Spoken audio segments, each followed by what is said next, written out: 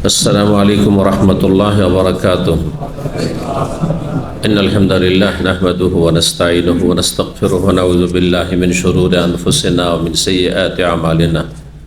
मन यहदिहिल्लाहु फला मुदिल्ल लहु व मन युद्लिल फला हादिय लहु।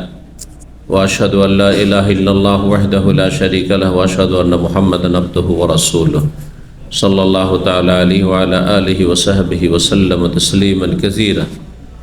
अम्मा बाद फ़क़द क़ाल इमामुल बुख़ारी रहमहुल्लाहु तआला बाबुद्दुआ बादस्सलाह क़ाल हदसनी इसहाक़ क़ाल अख़बरना यज़ीद क़ाल अख़बरना वरक़ा अन सुमय्यिन अन अबी सालिहिन अन अबी हुरैरह क़ालू या रसूलल्लाह ज़हब अहलुद्दुसूर बिदरजाति वन्नईमिल मुक़ीम क़ाल कैफ़ ज़ाका क़ाल सल्लौ कमा सल्लैना व जाहदू कमा जाहदना व अनफ़क़ू मिन फ़ुज़ूल अम्वालिहिम व लैसत लना अम्वाल क़ाल अफ़ला उख़बिरुकुम बिअम्रिन तुदरिकून मन कान क़ब्लकुम व तस्बिक़ून मन जाअ बअदकुम व ला याति अहदुम बिमिस्लि मा जिअतुम बिही इल्ला मन जाअ बिमिस्लिहि तुसब्बिहून फ़ी दुबुरि कुल्लि सलातिन अशरा व तहमदून अशरा व तुकब्बिरून अशरा।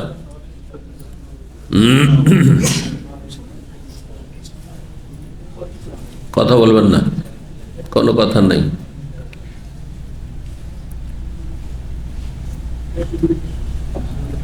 সম্মানিত ভাতৃমণ্ডলী, আল্লাহ রাব্বুল আলামিনের প্রশংসা এবং প্রিয় নবী সাল্লাল্লাহু আলাইহি সাল্লামের উপর সালাত ও সালামের পর আজ রবিবার 12 রমজান 1447 হিজরি মোতাবেক 1 মার্চ 2026 আমাদের ধারাবাহিক আলোচনা সহিহুল বুখারীর দোয়ার পর্ব। আমরা গতকালকে দোয়ার আলোচনায় তাশাহুদ পর্যন্ত পৌঁছেছিলাম, তাশাহুদের হাদিস, আর সময় সংকীর্ণ এসেছিল, সংক্ষেপে হাদিসটি সেরেছিলাম। তবে তাশাহুদের অর্থ বলা হয়নি বা আপনাদের কাছ থেকে শোনা হয়নি। আজকে চাই যে তাশাহুদ তো আপনাদের মুখস্থ আছে না নেই? তাশাহুদ মানে বুঝেন তো কি? আত্তাহিয়াত। আত্তাহিয়াতের অর্থ কেউ বলবেন, একজন হাত তোলেন। আত্তাহিয়াতের যে দোয়াটি রয়েছে তার অর্থ যে বলবেন হাত তোলেন বাংলায়। হ্যাঁ, একজন যথেষ্ট। কই? হ্যাঁ, নতুন তো মাশাআল্লাহ। কেন নতুন লোকেরা নামাজি না? হ্যাঁ, নামাজি না? নামাজ পড়েন কি দিয়ে? আত্তাহিয়াত দিয়ে না? আত্তাহিয়াত ছাড়া নামাজ হয়? আত্তাহিয়াত সালাতে পড়া ফরজ, রুকন। যদি কেউ আত্তাহিয়াত না পড়ে নামাজে, মানে শেষ আত্তাহিয়াত, যদি 2 আত্তাহিয়াত থাকে, যেমন মাগরিবে 2টো আত্তাহিয়াত, 2টো তাশাহুদ, এর সাথে 2টো, কিন্তু ফজরে 1টি, যাতে 2টো তাশাহুদ আছে, শেষ তাশাহুদ পড়া ফরজ, রুকন নামাজের পিলার। কেউ যদি আত্তাহিয়াত না পড়ে ওর নামাজ হবে না। আত্তাহিয়াত না পড়লে নামাজ হবে না, ভালো করে শুনে রাখেন। সুতরাং যদি কারো মুখস্থ না থাকে তো ওর চাইতে হতভাগী কেউ নেই যে নামাজ পড়লেও নামাজ হয় না। আগে তাড়াতাড়ি গিয়ে মুখস্থ করেন। আচ্ছা, যদি মুখস্থ থাকে, আর আশা করি মুখস্থ আছে যারা নামাজি মানুষ, বেনামাজি গরজ নেই, হ্যাঁ, ওর পেটের গরজ শুধু, কিন্তু নামাজি তো গরজ আছে যে আত্তাহিয়াত পড়তে হবে। তো আত্তাহিয়াত মুখস্থ আছে, তো অর্থ জানতে হবে না? হবে না? অর্থ না জেনে যদি আল্লাহকে বলেন, এগুলো তো দোয়া, আত্তাহিয়াত দোয়া, আল্লাহকে বলছেন অর্থ না জেনে। আল্লাহ জিজ্ঞাসা করতে, বান্দা তুই কি চাইছিস? বলছে আল্লাহ আমি জানি না। ঠিক না? তোমার কথা কি ভুল নাকি? আপনি দোয়া চাইছেন কিন্তু দোয়ার অর্থ বুঝেন না। আত্তাহিয়াতে দোয়া করলেন কিন্তু দোয়ার অর্থ জানেন না আপনি। তো আল্লাহ আপনাকে জিজ্ঞাসা করে তুই কি চাইছিস, কি লাগবে? বলছে আমি জানি না। আত্তাহিয়াত পড়তে হয়, পড়েছি আল্লাহ। এইভাবে দুনিয়াতে চাওয়া হয় নাকি? কারো কাছে কোনো জিনিস এভাবে চান না বুঝে? হ্যাঁ, না বুঝে চান? আরে কফিলের কাছে বেতন চাইলো, আগে বুঝেন। হ্যাঁ, আবগার রাতেব, হ্যাঁ হ্যাঁ, লাজিম রাতেব, শাহর খালাস, তাই না? বুঝছেন তারপরে বলছেন, কিন্তু আল্লাহকে না বুঝে বলছেন। কেমন বান্দা চিন্তা করেন আপনি? তাহলে আত্তাহিয়াত পড়া ফরজ, আর এই ফরজের অর্থ বুঝেন না, তো আল্লাহ বলবেন যে এই ফরজ যে আদায় করেছিলে মন্ত্রের মতোই, কি ইসলামকে মন্ত্রের ধর্ম? দোয়া, তো দোয়া মানে আল্লাহকে ডাকছেন, আল্লাহর কাছে কিছু চাইছেন, তো কি চাইছেন অবশ্যই জানতে হবে। অন্তত একজনের কাছে শুনতে চাই আত্তাহিয়াতের অর্থ আজকে। ফারজে কেফায়া, একজন শোনাইলে বাকির ফরজটা আদায় হয়ে যাবে। আর যদি একজনও না শোনান তো তার মানে হয় জানছেন কিন্তু আপনার হচ্ছে কৃপণ, জানাবেন না কাউকে। হ্যাঁ, কি জানাবে? ইয়া আল্লাহ জাকির।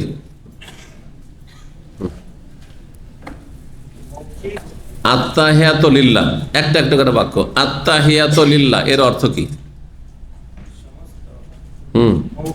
হ্যাঁ, একটা একটা করে, না না ওইভাবে না, মানে যেভাবে মুখস্থ করা আছে গিয়ারে চলতে লাগছে নাকি?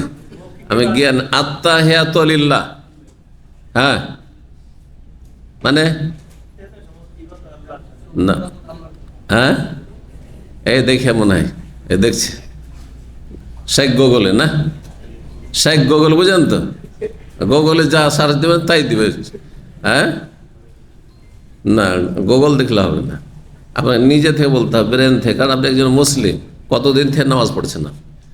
তাহিয়াত, তাহিয়া মানে হচ্ছে কি?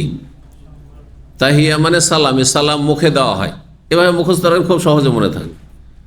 তাহিয়া মানে হচ্ছে সালাম, অভিবাদন, বোঝা গেছে না? তো এটা মুখে দেওয়া হয়, সুতরাং এর অর্থ আত্তাহিয়াত বহু বচন।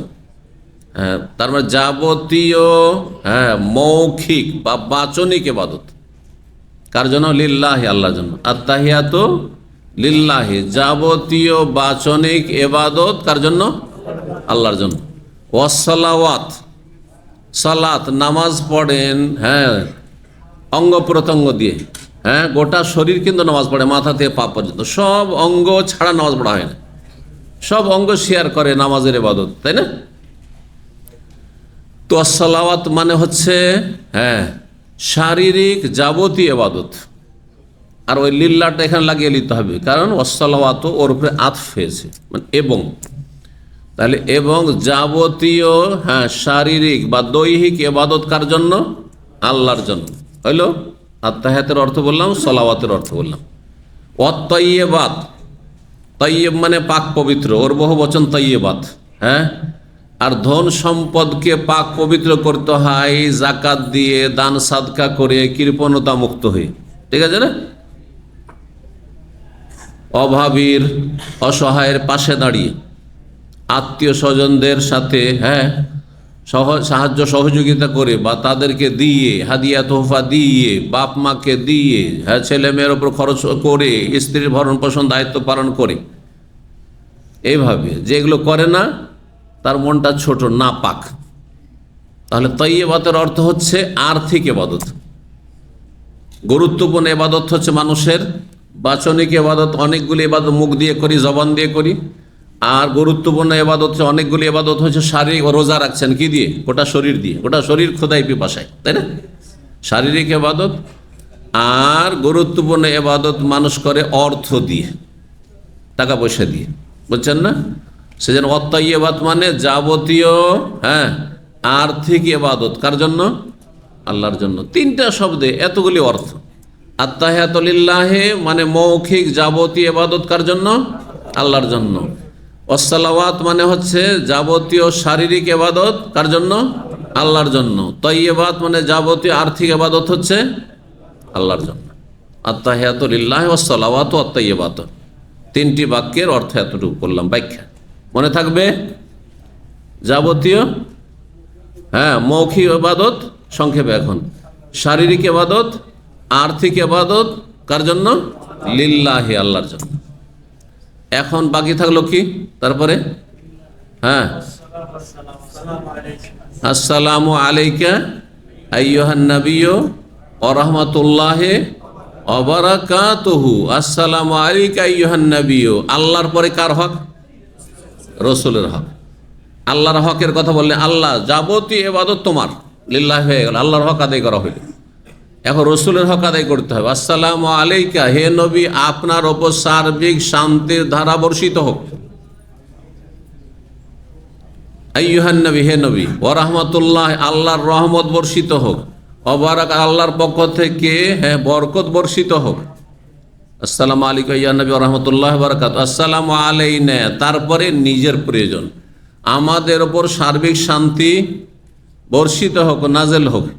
ওয়া আলা ইবাদিল্লাহিস সালিহিন, আর আল্লাহর যত নেক বান্দা আসমান জমিনে পৃথিবীতে আছে সবার ওপর সার্বিক শান্তি বর্ষিত হোক। ওয়া আলা ইবাদিল্লাহিস সালিহিন, তারপরে আর কি বলেন?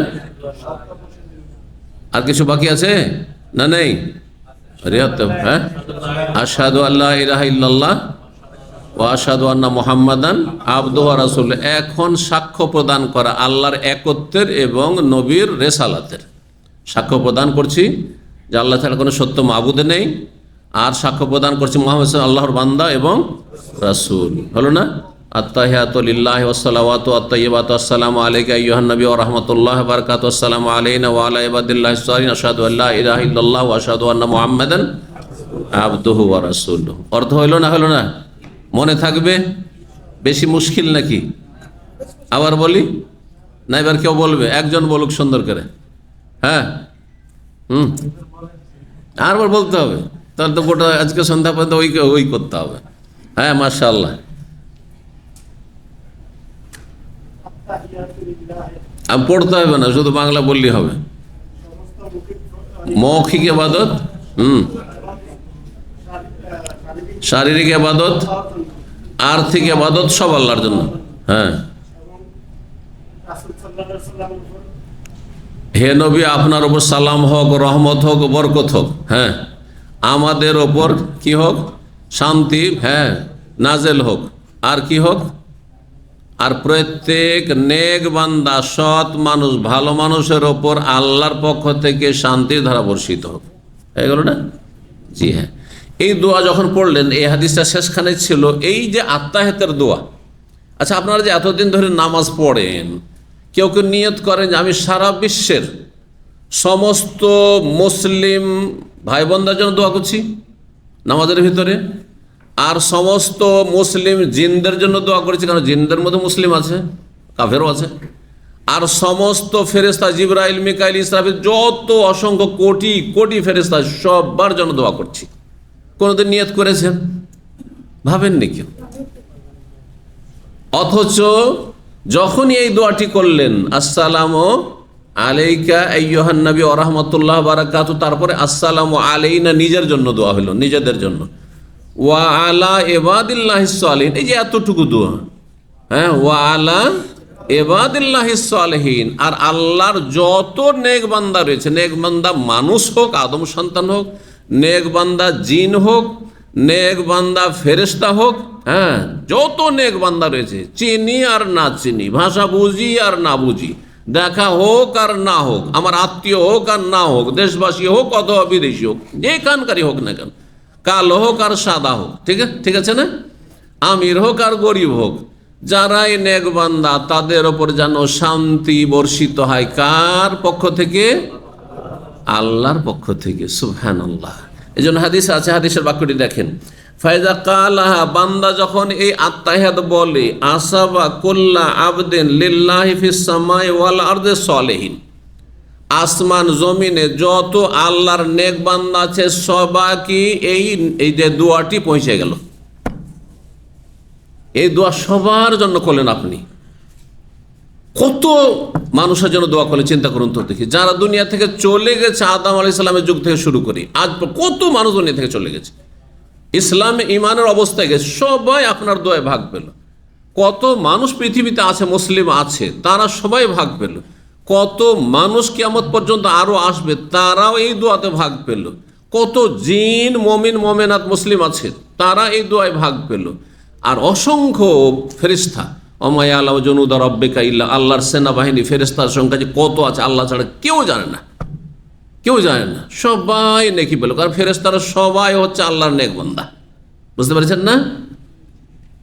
তাহলে আমরা কিন্তু প্রতিটি নামাজে, প্রত্যেক নামাজে আত্তাহিয়াত আছে না?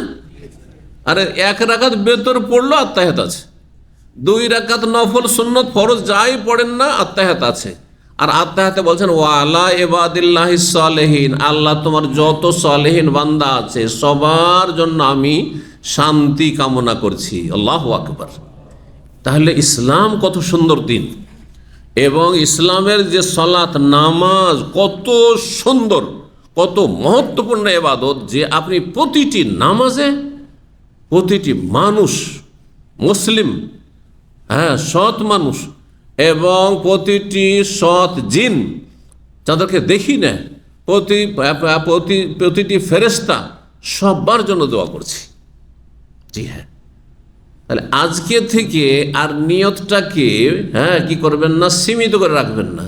আমি দোয়া পড়লাম না পড়লাম, আত্মাহাত পড়লাম না পড়লাম, বরং আত্মাহাতে আমি সারা বিশ্বের শুধু বিশ্বে না, জমিনে আসমানে পৃথিবীতে আর পৃথিবীর ওপরে আকাশে, 7 আকাশে যত আল্লাহর নেক বান্দা আছে সবার জন্য আমি আমার নামাজে কি করছি, দোয়া করছি। তো এর মধ্যে 1 ভাগ আপনার বাপ মা পাবে না, পাবে না, আদম পাবে না, নূহ পাবে না, মুসা ঈসা পাবে না, কে পাবে না বলেন?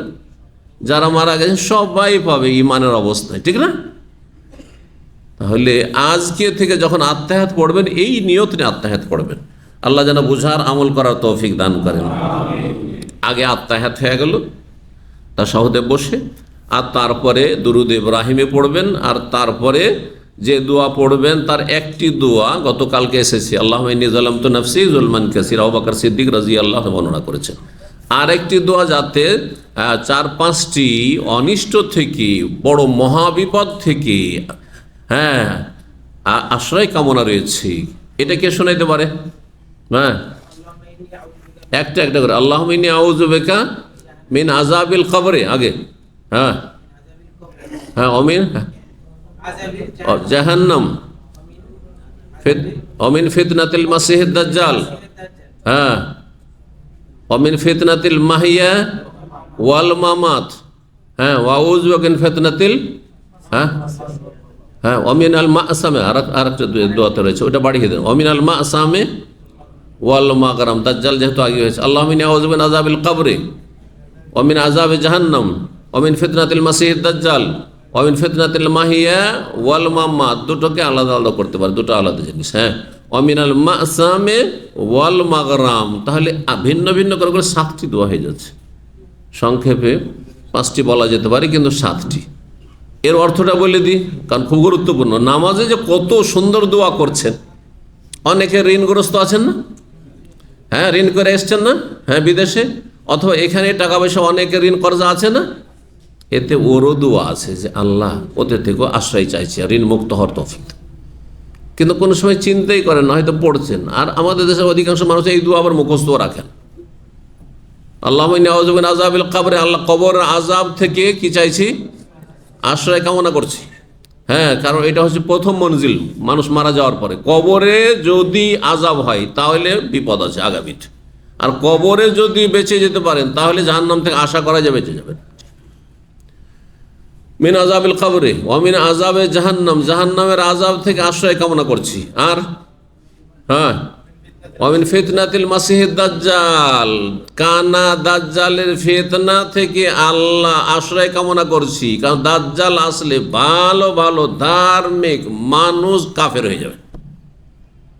এই সামান্য সোশ্যাল মিডিয়ার ফিতনা যুগে কত লোক বেদিন বেঈমান হয়ে যাচ্ছে, গুমরাহ হয়ে যাচ্ছে, জাহান্নামে চলে যাচ্ছে ভালো মানুষ থাকতে থাকতে, কত পাপে জড়িয়ে যাচ্ছে। তো দাজ্জাল আসলে বড় একটি ফিতনা হবে, যেই ফিতনা ঈমান রক্ষা করা বড়ই মুশকিল হয়ে যাবে। আল্লাহ হেফাজত করুন। তারপরে অমিন ফিতনাতিল মাহিয়া, জীবনের ফিতনা থেকে। সারা জীবন গোটা লাইফে কত ফিতনা রয়েছে, নারী ফিতনা, পয়সার ফিতনা, আর মারামারির ফিতনা, কলহ বিবাদের ফিতনা, রাজনৈতিক ফিতনা, আর পারিবারিক ফিতনা, আর প্রতিবেশীর ফিতনা, জাতীয় ফিতনা, আন্তর্জাতিক ফিতনা। এই যে যুদ্ধগুলি চলছে এগুলি ফিতনা, ফিতনাতিল মাহিয়া, জীবনের ফিতনা। এই ফিতনায় কখন যে কে বালা মুসিবতে, তারপর বালা মুসিবতে এসে পড়ে। চিন্তা করুন, আপনি আপনার মতোই প্রবাসী অনেকে কাজকর্ম করতো, যারা অনেকে হতাহত হয়েছে। হচ্ছে না, হচ্ছে না? আর এইরকম যুদ্ধগুলি তো অনেক সময়, এখন নয় 2-4 জন 10 জনের কথা শুনছে, লক্ষ লক্ষ মানুষ, মিলিয়ন মিলিয়ন কোটি কোটি মানুষ মারা যাচ্ছে বিশ্বযুদ্ধ যখন হয়ে যাচ্ছে। ফিতনাতিল মাহিয়া, এগুলো হচ্ছে সব জীবনের ফিতনা। আল্লাহ এগুলো থেকে আশ্রয় কামনা করছি না করুন। ওয়াল মামাত, আর মরণের ফিতনা থেকে, মানে মরণের পূর্ব মুহূর্তের ফিতনা থেকে আর মরণের পরের ফিতনা, দুটোই শামিল এতে। মরণের পূর্ব মুহূর্তের ফিতনা হচ্ছে যে মরণের পূর্বখানে শয়তান চেষ্টা করে, একটা ধার্মিক লোকও চেষ্টা করে যে এতদিন তো পারলাম না, দেখি একে এখন কাফের বানাইতে পারি কিনা, একে একটু পাপ করিয়ে, কারণ মরণের সময় ঘনিয়ে এসছে, এখন একে পাপ করাইতে পারি কিনা। তো যেই দিন আপনার মরণ আছে সেই দিন আপনি হয়তো খারাপ কিছু দেখতে দেখতে অথবা কোনো পাপ করে মদ খেয়ে আর তারপরে মরে গেলেন, চুরি করতে গিয়ে মরে গেলেন, হ্যাঁ ফজর পড়লেন না, আর সেই দিনে আপনার মদ চলে আসলো। এগুলি হচ্ছে ফিতনাতুল মামাত, পাপের অবস্থায় মরে যাওয়া, ঈমান হারা হয়ে মরে যাওয়া। কথা বুঝতে পারছেন না? জি।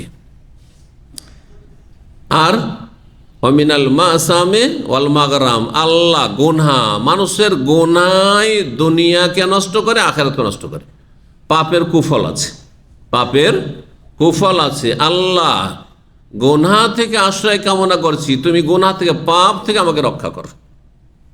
পাপের কারণেই জাহান্নামে যেতে হবে, পাপের কারণে কবরে আযাব হবে, পাপের কারণে আপনার রিজিকে বরকত হয় না, পাপের কারণে আপনার ছেলে মেয়ে ভালো হইল না, পাপের কারণে আপনি ভালো স্ত্রী পেলেন না, পাপের কারণে আপনার উপর বালা মুসিবত। বুঝতে পারছেন না? মিনাল মাসাম, গুনাহ থেকে আশ্রয় কামনা করছি আল্লাহ। ওয়াল মাগরাম, মাগরাম মানে হচ্ছে ঋণ কর্জা, ঋণ কর্জা থেকে আল্লাহ আশ্রয় কামনা করছি। বুঝতে পারলেন না? এই দোয়া কার মুখস্থ আছে? এই দোয়াটি একটু হাত উঠান তো। দেখছেন মাত্র কয়টা হাত উঠেছে, তোমরা হাত উঠাও, আশা করে মুখস্থ আছে। এত বকিলি করলে মানুষ ভাববে যে শেখের ছেলের মুখস্থ নেই, তাই না? তো মুখস্থ করতে হবে। কত সুন্দর দোয়া। আচ্ছা, অর্থ যদি না বলতাম তো দোয়া না দোয়া, দোয়া না দোয়া, ঠিক না? এখন আগ্রহ হয়েছে না হয় নাই? আল্লাহর রাস্তা মুখস্থ করেন, মুখস্থ করেন। আমাকে সারা পৃথিবীর বিভিন্ন দেশ থেকে যখন একটা দোয়া আমার বক্তব্য শুনে একটু স্পিডের সাথে, তোমরা শেখ মুখস্থ করতে পারলাম না, একটু হোয়াটসঅ্যাপে লিখে দিয়ে পাঠান, লিখে দিয়ে পাঠাই। বুঝতে পারছেন? আরবি না জানলেও বাংলাতেও লিখে দিয়ে পাঠাই। জি, এই ওসিলাতে মুখস্থ করে। যারা এখান থেকে 5,000 10,000 মাইল দূরে আছে, আমেরিকা আছে, কানাডা আছে, কোথায় অস্ট্রেলিয়াতে আছে, কোন দুনিয়াতে, চায়নাতে আছে, কোরিয়াতে আছে, সেখান থেকে এইরকম করে মানুষ আগ্রহের সাথে। আর জানার সুযোগ আছে, মুসলিম দেশে বাস করছেন, মুসলিম দেশে প্রবাসে আছেন, শিখার সুযোগ আছে, কিন্তু মুখস্থ করছেন না। এই সময়গুলোর মূল্যায়ন করেন, না হলে এক সময় বড় আক্ষেপ করতে হবে, তখন আর কাজে আসবে না আক্ষেপ। আল্লাহ বুঝার আমল করা তৌফিক দান করে। তো আশা করি যথেষ্ট। এই তিনটি যদি পড়ে নেন সালাম ফিরার আগে, আত্তাহিয়াত যা ফরজ, দরুদ অধিকাংশ ওলামাদের কাছে ফরজ, দরুদ পড়া, দরুদ ইব্রাহিমী। তারপরে এই দোয়াগুলি পড়া হচ্ছে সুন্নাত, এই দোয়াগুলি পড়া হচ্ছে সুন্নাত। আর এর সাথে অন্য দোয়া আরও লাগাইতে পারেন, রব্বানা আতিনা ফিদ দুনিয়া হাসানা ওয়া ফিল আখিরাতি হাসানা ওয়া কিনা আযাবান নার, অন্য যে কোনো দোয়া লাগাইতে পারেন। কিন্তু এই দুটো দোয়া যথাসাধ্য পড়ার চেষ্টা করবেন। আমি আমার ছোটকাল থেকে, যখন থেকে আমার আব্বা রাহিমাহুল্লাহ আমাকে নামাজ শিখে, যখন থেকে এই দুটো দোয়া মুখস্থ করেছি, দোয়ায়ে মাসুরা, আল্লাহুম্মা ইন্নী যালামতু নাফসি আর আল্লাহুম্মা ইন্নী আউযু বিকা মিন আযাবিল কবর, কখনো ছাড়ি না। দেখি যে ইমাম একটু এক্সপ্রেস আছে, আমি একটু এক্সপ্রেস হয়েছি, আর ইমাম আস্তে ধীরে, তখন আমি আস্তে ধীরে, যেখানে জানা আছে নিয়মিত ইমাম, আমার হঠাৎ করে পড়লে আমি তাড়াতাড়ি পড়ার চেষ্টা করি যাতে করে ওর থেকে এগিয়ে যেতে পারি, যে ও আমার থেকে এগিয়ে তাড়াতাড়ি সালাম না ফেরে। কারণ কিছু ইমাম এমন আছে, আল্লাহ হিদায়াত করে ওদের। 18 নম্বর অধ্যায় বাবুদ দোয়া বাদাস সলা। এই অধ্যায় হচ্ছে সলাতের পরে দোয়া করা। সলাতের আগে দোয়া করবেন, আত্তাহিয়াত যে দোয়া বললাম, আর এর সাথে যে কোনো দোয়া করেন আপনি, আরবিতেই করবেন, আর কোরআন হাদিসের দোয়া হলেই বেশি ভালো। আর যদি প্রয়োজন হয় সুন্নত নফলে অতিরিক্ত করব, কিন্তু এই দোয়াগুলি পড়ে আপনি এই দোয়া মুখস্থ করছেন না আর বলবেন যে আমি বাংলায় দোয়া করবো, এসব চলবে না, এত সস্তা চলবে না। সলাতের পরে দোয়া করা, সলাতের পর আসল হচ্ছে জিকির, সলাতের পর আসল হচ্ছে জিকির আজকার, কিন্তু জিকিরের সাথে যদি দোয়া করেন তো কোনো দোষের কথা নেই। বেশ কিছু দোয়া জিকির, গতকালকে বলেছে জিকির আর দোয়ায় সম্পর্ক আছে। জিকির ব্যাপক, হ্যাঁ, আর দোয়া হচ্ছে একটু খাস। যেমন দোয়া মানে আল্লাহকে ডাকা, আল্লাহকে ডাকছেন, আল্লাহর কাছে সাধারণত ভাবি আমরা যে আমরা চাইছি যেটা, এটা হচ্ছে দোয়া, চাইছি এটা হচ্ছে দোয়া কিন্তু জিকির আজকারে অনেক সময় আল্লাহর কাছে চাওয়া হয় না, কিন্তু কি হয়, আল্লাহর গুণগান করা হয় আল্লাহর কাছে। হ্যাঁ, আল্লাহর গুণগান বর্ণনা করছেন আপনি, কালমা তৌহিদ পড়ছেন আপনি, যেমন লা ইলাহা ইল্লাল্লাহু ওয়াহদাহু লা শারীকা লাহু লাহুল মুলকু ওয়া লাহুল হামদু ওয়া হুয়া আলা কুল্লি শাইইন কাদির, আপনি কালমা তৌহিদের ঘোষণা করছেন। হ্যাঁ, এইরকম মেলা গুণগান রয়েছে, আল্লাহ মানি আলিমা আতাইত ওয়া লা মুতি আলিমা মানাত, এগুলোতে আল্লাহর গুণগান করছেন আপনি, আল্লাহর কাছে কিছু চাইছেন না, তো এগুলো জিকিরও। আর এই দিক থেকে দোয়া বলা যেতে পারে যে দোয়াকেও ওলামারা দুই ভাগ করেছেন, একটি হচ্ছে গুণগানমূলক দোয়া, আর একটি হচ্ছে যাচ্চামূলক দোয়া, মানে চাওয়ার দোয়া। সাধারণত আমরা সাধারণ জনগণ ভাবে দোয়া মানে নিজের জন্য কিছু চাইলাম, নিজের গরজ, তাহলে সেই দোয়া হলো, সেটা দুনিয়া অথবা আখেরাতের হোক। যাই হোক, 6329 নম্বর হাদিস। এই হাদিসে বিশেষ জিকির রয়েছে। ইমাম বুখারী রাহিমাহুল্লাহ বলছেন যে সালাতের পরে দোয়া করে, তাহলে বোঝা হলো জিকিরকেও দোয়া বলা যেতে পারে, জিকিরকেও দোয়া। কারণ জিকিরের মাধ্যমে, জিকির মানে কি করা, জিকির মানে স্মরণ করা। কাকে স্মরণ করছেন?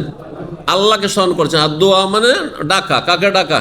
আল্লাহকে ডাকা। জি, তো কাছাকাছি শব্দ। আবু হুরায়রা রাদিয়াল্লাহু তাআলা বর্ণনা করেন, তিনি বললেন যে কিছু সাহাবায়ে কেরাম যারা গরিব মানুষ ছিলেন, মদিনায় হিজরত করে মুহাজিররা এসছে, সব নিঃস্ব হয়ে খালি হাতে এসেছেন, বাড়ি ঘর সব কিছু, ধন সম্পদ, ব্যবসা মানে সব ছেড়ে দিয়ে খালি হাতে জীবনটা নিয়ে চলে আসতে হয়েছে, সব নিঃস্ব। আর কিছু মানুষ ছিলেন পয়সাওয়ালা মানুষ, বিশেষ করে যারা আনসারি, যারা জমি জায়গা আছে, খেজুর বাগান আছে, তারা স্থানীয় এখানকার। তো যারা গরিব মানুষ, তার দেখছেন ধনীরা তো সব নেকি নিয়েই গেল, সব নেকি নিয়েই গেল, কারণ এরা আমাদের সাথে 5 ওয়াক্ত নামাজে পড়ছে। আজকাল না যে দুটা পয়সা আছে তার বেনামাজি না, ধনীরাও নামাজ পড়ছে, গরিবও নামাজ পড়ছে, ধনীও রোজা রাখছে, গরিবও রোজা রাখছে, সমান সমান, তাই না? আচ্ছা, জিকির আজকার করছে, সব কিছু করছে, তো ধনীরাও করছে, গরিবও করছে, সব কিছু তো সমান হয়ে গেল। আর ধনীদের কাছে ধন সম্পদ আছে, এরা জাকাত দিচ্ছে, দান সাদকা করছে, দিনের খেদমত করছে, ইসলামের কাজে ব্যয় করছে, আল্লাহর রাস্তায় ব্যয় করছে। আর আমরা গরিব তো একটা পয়সা দিতে পারি না আল্লাহর দিনের জন্য, না জাকাত, না সাদাকা, না দান, কিছুই করতে পারি না, কারণ নিজের পেট চালাতে হিমশিম খাচ্ছি, না খেয়ে থাকতে হচ্ছে। এসে অভিযোগ করলেন এই গরিব মানুষরা কার কাছে? রাসূলুল্লাহ সাল্লাল্লাহু আলাইহি ওয়াসাল্লামের কাছে। তাই বলছেন আবু হুরায়রা রাদিয়াল্লাহু তাআলা আনহু যে ফুকারায়ে মুহাজিরিন, অন্য riwayat রয়েছে ফুকারায়ে মুহাজিরিন, যারা হিজরত করে এসেছেন, দরিদ্র অভাবী, তারা বলে ইয়া রাসূলুল্লাহ যাহাবা আহলুদ দুসুর বিদারাজাত ওয়ান নাইমিল মুকিম, যারা বিত্তবান, ধনী মানুষ, সচ্ছল মানুষ, তারা উঁচু উঁচু মর্যাদা নিয়ে এবং স্থায়ী আল্লাহর নিয়ামত নিয়ে তারা আমাদের থেকে অনেক এগিয়ে চলে গেল, আমরা তো পিছিয়ে থেকে গেলাম, অনেক পিছিয়ে থেকে গেলাম তাদের থেকে। তারা তো আগেই জান্নাতে চলে যাবে, উচ্চ মর্যাদা পেয়ে যাবে, আমরা তো একেবারে নিচে থেকে গেলাম, কিছুই করতে পারলাম না। সুবহানাল্লাহ। নেই পয়সা, আল্লাহ ধরবেন না, তারপর মনে কি একটা আক্ষেপ যে আল্লাহ যদি পয়সা দিতেন তাহলে আমিও এইরকম নেকির কাজ করতাম। যারা এই নিয়ত রাখেন, গরিব মানুষ শুনে রাখেন ফায়দা। জীবনে হয়তো দান সাদকা করতে পারেন না, জীবনে পয়সা বাঁচে না, উদ্বৃত্ত হয় না, নেশাবে পৌঁছে না যে জাকাত দিবেন, কিন্তু মনে সততা আছে, অন্তরে সততা আছে যে আল্লাহ যদি আমাকেও পয়সা দেন তাহলে আমিও জাকাত দিব এদের মতো, আমাকে যদি আল্লাহ তুমি পয়সা দাও তাহলে আমিও দান সাদকা করব, আমিও মসজিদ মাদ্রাসা করব, আমিও দিনের দাওয়াতের কাজে খরচ করব, ইসলামের সেবায় আমার এই ধন সম্পদকে নিয়োজিত করব। এই সৎ নিয়ত, যদি সৎ নিয়ত, সত্যি আন্তরিকতার সাথে যদি নিয়ত থাকে, তাহলে অভাবী থাকলেও ধনীরা দান সাদকা করে যত নেকি পাচ্ছে ততটা নেকি পাবেন আপনি ইনশাআল্লাহ। বুঝতে পারলেন না? নিয়তটাকে বড় করবেন, আল্লাহ আমাকেও যদি সচ্ছল করতে, অভাব মুক্ত করতে, তো আমিও এই কাজগুলি করতাম। কারণ হাদিসে রয়েছে কি, ইন্নামাল আমালু বিন্নিয়াত, মানুষের আমল কিসে নির্ভর করে? নিয়তের উপর নির্ভর করে। সৎ নিয়ত থাকলে আপনি নেকি পাবেন, জি, একটা অংশ নেকি পেয়েই যাবেন আপনি সেই কাজ করতে না পারলেও। তো বলছেন যে এরা তো স্থায়ী নিয়ামত নিয়ে, আল্লাহর নিয়ামত নিয়ে আর উঁচু মর্যাদা নিয়ে অনেক এগিয়ে চলে গেল, আর আমরা তো পিছিয়ে থেকে গেলাম। কালা নবী সাল্লাল্লাহু আলাইহি ওয়াসাল্লাম বলে কাইফা যাকা, এটা কিভাবে, কিভাবে মানে বুঝিয়ে বলো। কালা তখন বললেন সাহাবায়ে কেরাম সাল্লাল্লাহু কামা সাল্লেন, আমরাও নামাজ পড়ছি তারাও নামাজ পড়ছে, আমাদের মতো তারাও সালাত পড়ছে। ওয়াজাহাদু কামা জাহাদানা, আমাদের মতো তারাও জিহাদ করছে। এই নয় যে শুধু গরিবগুলোকে জিহাদে পাঠাও, না, ধনীরাও জিহাদ করছে।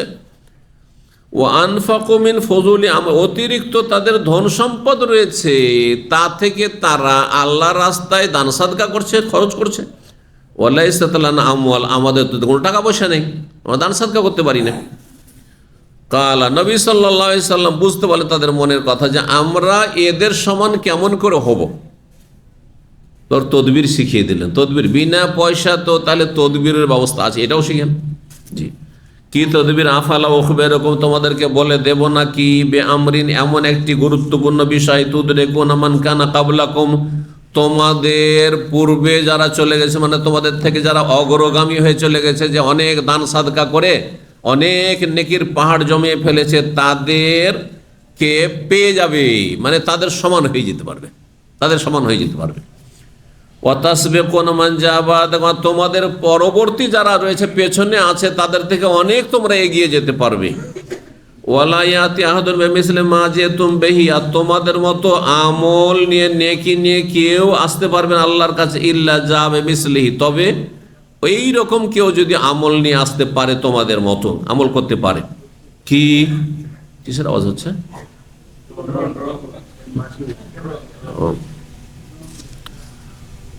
আমলটা শুনেন এখন, ওইদিকে আপনারা মনোযোগ দিয়েন না। তুসাব্বিহুনা ফি দুবুরি কুল্লি সালাতিন আশরা, প্রত্যেক ফরজ সালাতের পরে 10 বার করে সুবহানাল্লাহ বলবেন। প্রত্যেক নামাজের পরে কি বলবেন? সুবহানাল্লাহ। কিন্তু হাদিস আসলো কয়বার? আশারান, কিন্তু 10 বার আসলো। নতুন না আপনাদের জন্য? কার জন্য পুরাতন? মানে কার এটা জানা আছে? হ্যাঁ, জানা আছে, মাশাআল্লাহ। মাত্র ব্যাস, হ্যাঁ, আপনাদের জানা নেই? কখনো কখনো আপনার তাড়াহুড়া থাকছে না? তাড়াহুড়া থাকে না? 33 করার টাইম নেই, পার্কিং করে এসছেন, কোন রকম নামাজ পড়ে যেতে যেতে অনেক সময় দিল পেনাল্টি, কত যে পেনাল্টি খেয়েছে অনেকে, তাই না? বা এমার্জেন্সি আছে, তাড়াতাড়ি যেতে হবে, তখন কমপক্ষে এই হাদিস আমল করবেন 10 বার 10 বার 10 বার 30 বার, ব্যাস 100 বারের জায়গায় কতবার? 10 বার। এতেও বিশাল নেকি, যেমন তেমন নেকি না, ধনীরা দান সাদকা করে যা পায়, হ্যাঁ, তার সমান পেয়ে যাবেন। তো বলছেন যে 10 বার সুবহানাল্লাহ বলবে নামাজের পরে, ওয়া তাহমাদুন আশরান, আর আলহামদুলিল্লাহ বলবে কয়বার? 10 বার, সেটাও 10 বার। ওয়া তুকাব্বিরুনা আশরান, আর আল্লাহু আকবার পাঠ করবে কতবার? 10 বার। টোটাল কত হলো? 30 হলো। এই হাদিস পেলেন। আর এর আগে একটা ঘুমাবার সময় হাদিস গিয়েছে, তাই না? তাতে কতবার করে আছে? 33, 33, 34, তাই না? এটা একটা তরিকা। কয়টা তরিকা হলো তাহলে? দুটো তরিকা হলো। আর একটা তরিকা বলি, 3 নম্বর। 33 সুবহানাল্লাহ, হ্যাঁ, 33 হচ্ছে আলহামদুলিল্লাহ, 33 হচ্ছে আল্লাহু আকবার, কত হইলো? 99। আর 100 পুরা করবেন কি দিয়ে? কালেমা তাওহীদ, লা ইলাহা ইল্লাল্লাহু ওয়াহদাহু লা শারীকা লাহু লাহুল মুলকু ওয়া লাহুল হামদু ওয়া হুয়া আলা কুল্লি শাইইন কাদির, এটা দিয়ে পুরা করবেন। কয়টা তরিকা হইল? 3টা তরিকা হইল। আর একটা তরিকা শিখিয়ে দিই, সেটা হচ্ছে 25 বার করে, সেটা হচ্ছে 25 বার করে, সেটাও সহিহ হাদিস। 25 বার সুবহানাল্লাহ, 25 বার আলহামদুলিল্লাহ, 25 বার হ্যাঁ আল্লাহু আকবার, আর 25 বার লা ইলাহা ইল্লাল্লাহ। তাহলিল হচ্ছে 25 বার। বেড়ে গেল কি 25, এদিকে যখন কমে গেল 25 3 25 75 হইল। 100 পুরা হতে আর কত লাগে? আর 25 লাগে। 25 বার পড়বেন লা ইলাহা ইল্লাল্লাহ, লা ইলাহা ইল্লাল্লাহ, লা ইলাহা ইল্লাল্লাহ, লা ইলাহা ইল্লাল্লাহ, এইভাবে। বুঝতে পেরেছেন না? জি, এই 4টি অপশন রয়েছে, 4টির আমল করবেন। উত্তম হচ্ছে যে আপনি বিভিন্ন সময় বিভিন্ন আমলগুলি করবেন, কারণ নবী সাল্লাল্লাহু আলাইহি ওয়াসাল্লাম থেকে সবগুলি আমল সহিহ সূত্রে প্রমাণিত, কোনোটি দুর্বল নাই, সবগুলি অথেন্টিক। সুতরাং সবগুলির আমল করবেন। বুঝতে পেরেছেন? জি, ঘুমের ক্ষেত্রে প্রসিদ্ধ যেটি হাদিস সেটা হচ্ছে যে 34 বার আল্লাহু আকবার পড়ে 100 বার পুরা করা। কিন্তু আরেকটি কথা জেনে রাখেন, একটি হাদিস রয়েছে সেটিও সহি, যে নামাজের পরেও যদি আপনি 34 বার আল্লাহ আকবার দিয়ে 100 বার পুরা করেন তবু সেটাও সুন্নাত, সেটাও করা যাবে, কোনো অসুবিধা নেই। সুতরাং এই নামাজের পরের আমলগুলির ক্ষেত্রে 10 বার করে পড়েন, টোটাল 30 বার, অথবা 25 বার করে, 4 25 100, অথবা 33 33 করে পড়েন। হ্যাঁ, আর 33 করে পড়ার দুটো তরিকা, একটা হচ্ছে 99 করে কালেমা তৌহিদ দিয়ে 100 পুরা করা, আর আরেকটি হচ্ছে আল্লাহু আকবার 34 করে 100 পুরা করা। মনে থাকবে? জি হ্যাঁ। এই আমল করতে কোনো মুশকিল আছে নাকি? মুশকিল আছে? জানা আছে তাই না? আমল করলেই হল, একটু সময়, বেশি সময় লাগবে না, 2-3 মিনিটের বেশি সময় লাগবে না, কিন্তু অনেক নেকি এতে। এবং এতে আপনি শারীরিক মানসিক শক্তি পাবেন, আপনি এনার্জি পাবেন আপনি, যেমন গতকালকের হাদিস দ্বারা জানতে পেরেছেন। 6330 নম্বর হাদিস। হাদিস বর্ণনা করেছেন ওয়াররাদ নামক ব্যক্তি, যিনি মুগীরা বিন শুবা রাদিয়াল্লাহু তাআলা আনহু স্বাধীনকৃত গোলাম ছিলেন। তিনি বললেন যে কাতাবাল মুগীরা বিন শুবা, তিনি মুআবিয়া রাদিয়াল্লাহু তাআলা আমলে একজন পদস্থ ব্যক্তি ছিলেন, নেতৃস্থানীয় ব্যক্তি ছিলেন এবং বিশিষ্ট সাহাবী। মুগীরা বিন শুবা রাদিয়াল্লাহু তাআলা লিখলেন মুআবিয়া বিন আবি সুফিয়ানকে। তখন মুআবিয়া বিন আবি সুফিয়ান রাদিয়াল্লাহু তাআলা আমিরে মুআবিয়া তখনকার যুগে খলিফা ছিলেন, দীর্ঘ 20 বছর তিনি খলিফা ছিলেন। এবং রাজা বাদশাদের মধ্যে এই মুসলিম উম্মার সবচাইতে শ্রেষ্ঠ রাজা বাদশাহ, খলিফা না, খলিফাদের পরে আবু বকর, ওমর, ওসমান, আলী এবং হাসান, পঞ্চম 6 মাস ছিলেন তিনি। এই 5 জনের পরে সবচাইতে শ্রেষ্ঠ খলিফা বলা হয়েছে খায়রুল মুলুক, হ্যাঁ, আপনার মুআবিয়া রাদিয়াল্লাহু তাআলা আনহুকে। এবং তিনি সাহাবীর সন্তান, তিনিও সাহাবী রাদিয়াল্লাহু আনহু, আর তার পিতা আবু সুফিয়ান তিনিও রাদিয়াল্লাহু আনহু সাহাবী। জি, তো তখনকার রাজা বাদশাদেরকে, রাষ্ট্রনায়কদেরকে তাহলে দুনিয়ার কথা লিখতেন না, তারা দিন চর্চা করতেন। হ্যাঁ, একজন গভর্নর পদস্থ ব্যক্তি এই হাদিসটি আমির মুআবিয়া খলিফাকে লিখে পাঠাচ্ছেন, রাজাকে, বাদশাকে লিখে পাঠাচ্ছেন যে এই জিকির নবী সাল্লাল্লাহু আলাইহি ওয়াসাল্লাম থেকে প্রমাণিত, আপনিও পড়বেন, আপনাকে স্মরণ করাচ্ছি। আন্না রাসূলুল্লাহ কানা ইয়াকুলু ফি দুবুরি কুল্লি সালাতিন ইযা সাল্লাম, রাসূলুল্লাহ সাল্লাল্লাহু প্রত্যেক সালাতের পরে যখন সালাম ফিরতেন তখন বলতেন। তারপর সালাম ফেরার পরে বলবেন, এগুলো হচ্ছে সালাম ফেরার পরের জিকির। কি? লা ইলাহা ইল্লাল্লাহু ওয়াহদাহু লা শারীকা লাহু লাহুল মুলকু ওয়া লাহুল হামদু ওয়া হুয়া আলা কুল্লি শাইইন কাদির। সালাম ফেরার পরের জিকির এটি। কার মুখস্থ নাই? যার মুখস্থ নেই হাত উঠান, আশা করে উঠাবেন না, না থাকলে উঠাবেন না। হ্যাঁ, তাই না? কিন্তু আশা করে মুখ, লা ইলাহা ইল্লাল্লাহু ওয়াহদাহু লা শারীকা লাহু লাহুল মুলকু ওয়া লাহুল হামদু ওয়া হুয়া আলা কুল্লি শাইইন কাদির, এটি সাধারণত আমাদের দেশে মুখস্থ থাকারই কথা মুসলিমদের। আর যদি কারণ না থাকে তো আল্লাহ হেদায়েত করুক। লা ইলাহা ইল্লাল্লাহ মানে কি? না না না, ওইভাবে চাই না, ঘট্টগোল করে চাই না। একজন বলে, নতুন লোক বলেন তো দেখি, নতুন মানুষ বলে লা ইলাহা ইল্লাল্লাহর অর্থ, যারা নতুন এসছেন সেন্টারে আজকে মানে রমজানে আসছেন, ধরেন এর আগে আমার আলোচনায় আসেননি হয়তো। হ্যাঁ, আচ্ছা, কেউ দেখেন লা ইলাহা ইল্লাল্লাহর অর্থ বলবেন না, এদিকে লা ইলাহা ইল্লাল্লাহ তো ইসলামের চাবি, না তো ইসলামের ঘরই খুলবেন না, ঢুকতেই পারবেন না আপনি। হ্যাঁ, বলেন। ওই যে হাত উঠেছে তো নতুন মানুষ, উঠান, প্রাইজ পাবেন। আল্লাহ ছাড়া কোনো শরীক নাই। শরীক তো আছে, এতগুলো মাজার, সবকে শরীক, তা ওগুলোকে সিজদা করছে। হ্যাঁ, এত দেবদেবী হিন্দুদের, হ্যাঁ 33 কোটি দেবতা, সব তো শরীক। হ্যাঁ, খ্রিস্টানদের, হ্যাঁ 3 এলাহ। হ্যাঁ,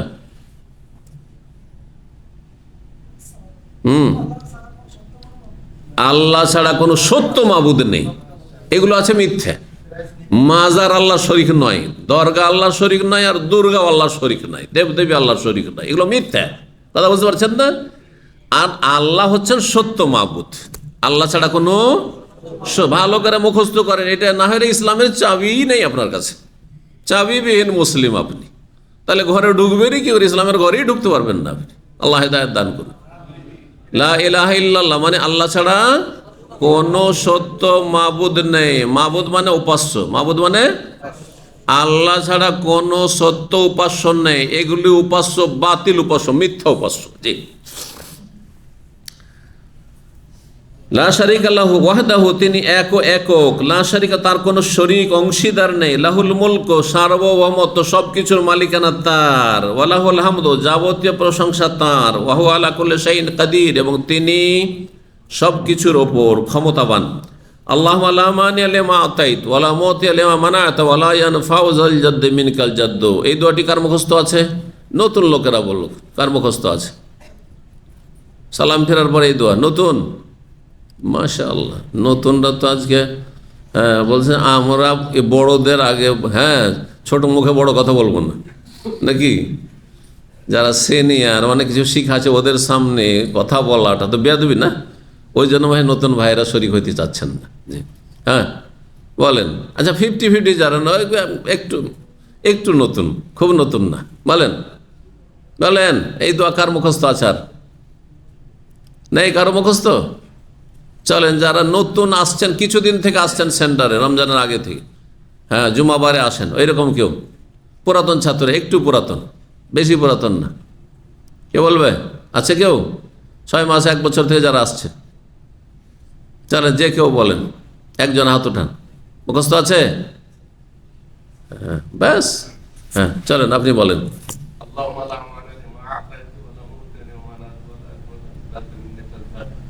মাশাআল্লাহ, সুন্দর। এর অর্থ কে বলবে? পুরাতন ছাত্র, নতুনকে বলবো না। এর অর্থ বলতে হবে। সুবহানাল্লাহ। এই দোয়া যদি অর্থ বুঝে মুখস্থ থাকে, তাহলে কখনো আপনার জীবনে কখনো আক্ষেপ আসবে না, হাহাকার আসবে না, এটা হইল না কেন, এখানে আমি ব্যর্থ কেন হইলাম, সাকসেস কেন হইলাম না, এটা কেন পেলাম না, এ মনের আশাটা কেন পূরণ হলো না, সৌদি আরবে এসে কেন চাকরি পাচ্ছে না, অথবা আমি কিছু করতে পারলাম না, কখন আক্ষেপ হবে না। এগুলো শুধু দোয়া না, এগুলি ঈমান, বিশ্বাস, এগুলি আকীদা। এগুলি হচ্ছে তকদিরের প্রতি আস্থা ভরসা পোষণ করা। জি, এতে ঈমান শক্তিশালী হবে, মনোবল মজবুত হবে। নেই পকেটে কিছু, কিন্তু মন মজবুত আছে, আলহামদুলিল্লাহ, সব কিছু আছে। জি, আল্লাহুম্মা লা মানিয়া লিমা আতাইত, কে বলবে এর অর্থ?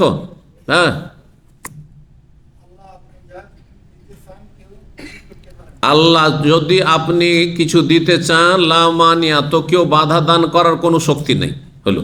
ওয়ালা মুতিয়া লিমা মানাত, আর আপনি যদি বাধা দেন, না দেন, তাহলে কোনো শক্তি দাতা নেই, কেউ দিতে পারে না। দুনিয়া কোনো রাজা, রাষ্ট্রপতি, প্রধানমন্ত্রী কোনো শক্তি দিতে পারে না, যে দুনিয়া দিতে পারে না। জি, এটা আমাদের বিশ্বাস। আল্লাহ দিলে কেউ কেড়ে নিতে পারবে না, আল্লাহ না দিলে কেউ দিতে পারবে না। জি, ওয়ালা ইয়ানফাউ যাল জাদ্দি মিনকাল জাদ্দ।